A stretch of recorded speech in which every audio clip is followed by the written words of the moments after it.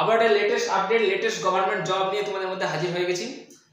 Delhi police HCM vacancy, যারা যাদের স্বপ্ন পুলিশে নকরি করবে এবং দিল্লি পুলিশে, তাদের জন্য এটা সুবর্ণ সুযোগ।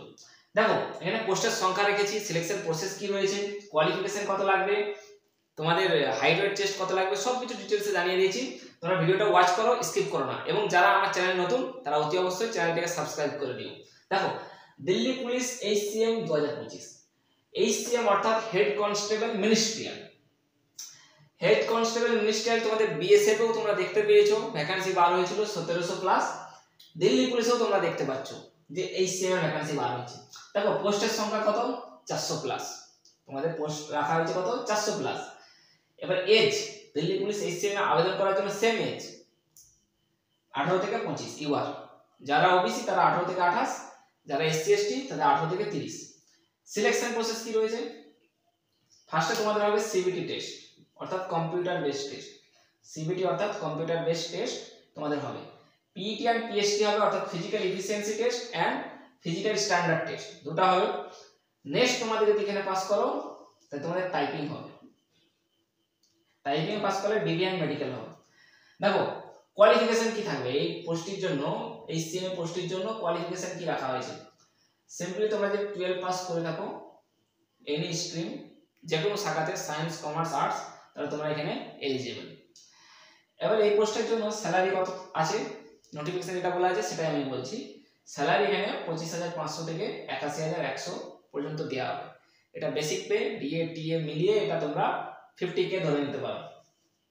এক্সাম কবে হবে সেটা পরে জানাচ্ছি। তারপর দেখো PET এন্ড PST অর্থাৎ CBT টেস্ট হয়ে যাওয়ার পরে তোমরা physical efficiency test and physical standard টেস্টে যাবে। এখানে হাইট লাগবে 165 অর্থাৎ 165 সেন্টিমিটার, অনেকটাই কম। চেস্ট লাগবে তোমাদের 78 থেকে 82 সেন্টিমিটার, 4 সেন্টিমিটার তোমাদের ফুলাতে হবে। রান 1600 মিটার লাগবে, 7 মিনিটে তোমাদের কভার করতে হবে। 7 মিনিটে তোমরা অনেকখানি সময় পেয়ে যাবে, 7 মিনিটে তোমাদের কভার করতে হবে। লং জাম্প কত লাগবে, 12.5 ফিট। হাই জাম্প কত লাগবে, 3.5 ফিট। এই লং জাম্প আর হাই জাম্প তোমরা 3 বার চান্স পাবে, রান 1 বার চান্স পাবে। এবার বলি দিল্লি পুলিশ HCM এর ভ্যাকান্সি কবে বার হচ্ছে। দেখো জুলাই থেকে সেপ্টেম্বর নোটিফিকেশনে দেওয়া আছে, SSC ক্যালেন্ডারে বলা আছে জুলাই থেকে সেপ্টেম্বরে বার হবে, কিন্তু জুলাই চলে গেছে, আগস্ট চলে গেছে, সেপ্টেম্বর বাকি আছে। সেপ্টেম্বরের সেকেন্ড উইকে তোমরা দেখতে পেয়ে যাবে, অর্থাৎ 13 থেকে 14 তারিখে তোমরা এই নোটিফিকেশনটা দেখতে পেয়ে যাবে, তোমাদের নোটিফিকেশনটা অনলাইনে দেখতে পেয়ে যাবে। দেখো এবার এই যে পোস্টটি বার হবে এটার জন্য তোমরা টাইপিং এখানে লাগবে। টাইপিং কত লাগবে, দেখো টাইপিংটা অনেক কম লাগবে এখানে। টাইপিং ইংলিশ জন্য যারা ইংলিশ চুজ করবে তাদের জন্য 30 ওয়ার্ড পার মিনিট, এবং যারা হিন্দি তাদের জন্য 25 ওয়ার্ড পার মিনিট লাগবে, ঠিক আছে। এবার বলি এক্সাম কবে। এক্সাম বলেছে SSC ক্যালেন্ডার ডিসেম্বরে, 3 মাস পর, কিন্তু নোটিফিকেশন এখন পর্যন্ত বার হয়নি, কিন্তু এক্সামের কথা বলে দিয়েছে ডিসেম্বরে এক্সামিনেশন হবে, ফিক্সড আছে।